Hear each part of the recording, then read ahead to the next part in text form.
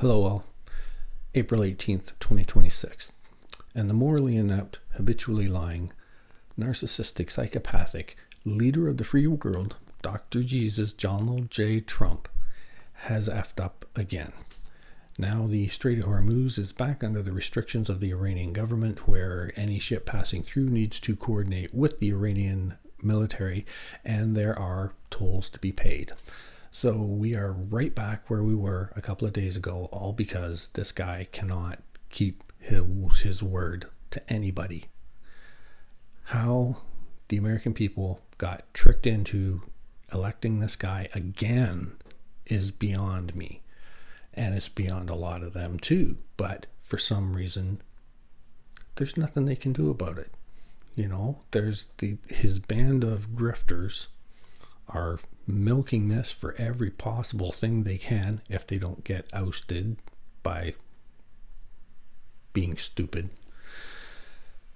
And all he's doing is ruining the United States. Somewhere along the line, somebody has got to figure out who he's really working for. He is grifting and trying to make himself rich, but it's not going to matter much when civilization ends how much money he has. And I don't think he really understands that.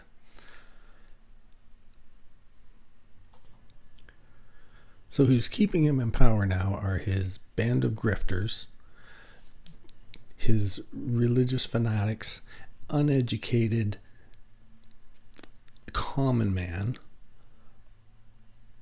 are all not willing to see the difference or don't care. And they're going to be there to the end.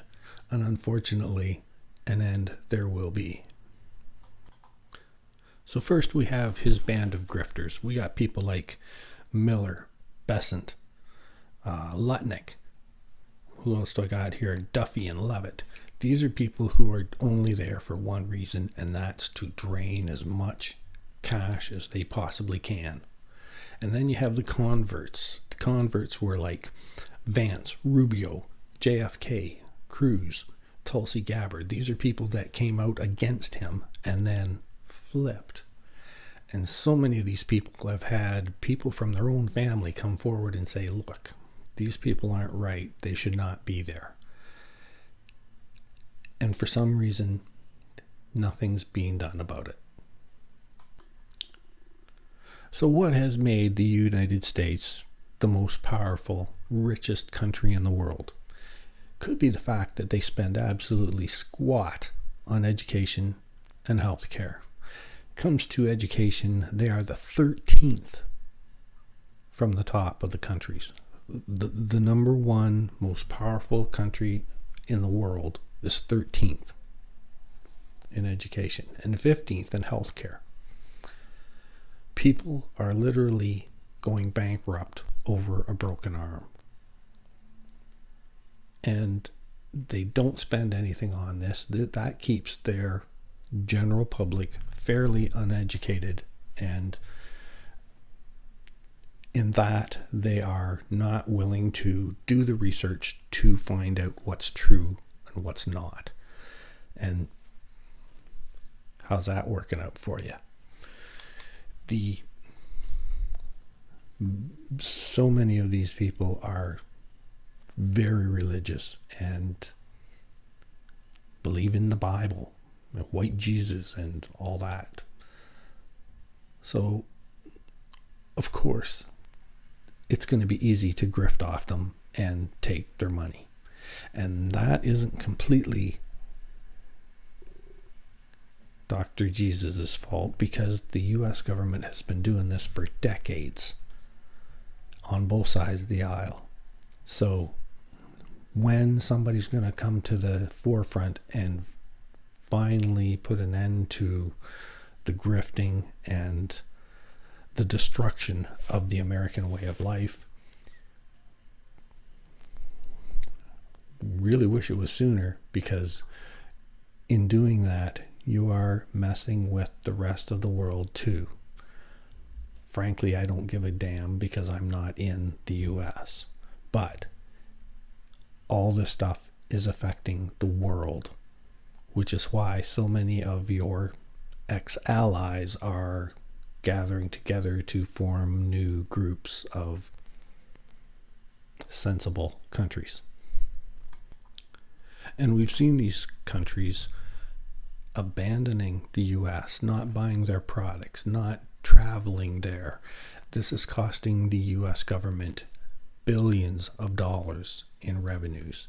This is 2026. The FIFA World Cup is this year. It's supposed to be in Canada, the US, and Mexico. And we've already been hearing reports of US hotels not getting booked, having things canceled.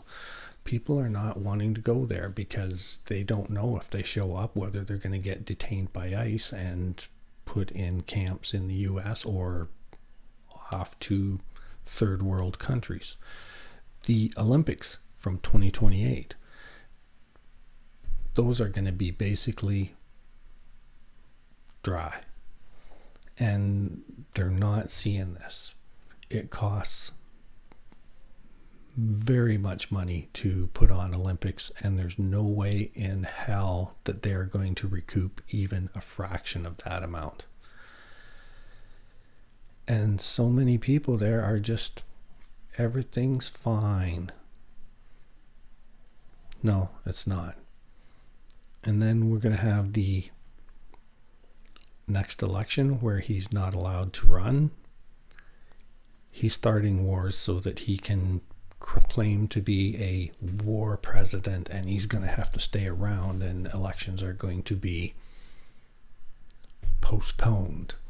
Well, there might be pushback at that, and even if so, and the next government comes in, if it is not a Republican government, there's going to be bigger things than what happened on January 6th a few years ago. He's not going to want to leave. That's why he's making this ballroom. You think he's going to make that big ballroom and then leave it behind for someone else? No, not a chance. Well, at this point, the ballroom's been put on permanent hold at this point. So he's doing all the back room antics to try and override what really should be happening. And nobody can see it coming. Please. Some of you people are going to have to stand up and start thinking for yourselves. Something's got to happen. I don't know what it is, but it can't go on like this because he is just burning the house down.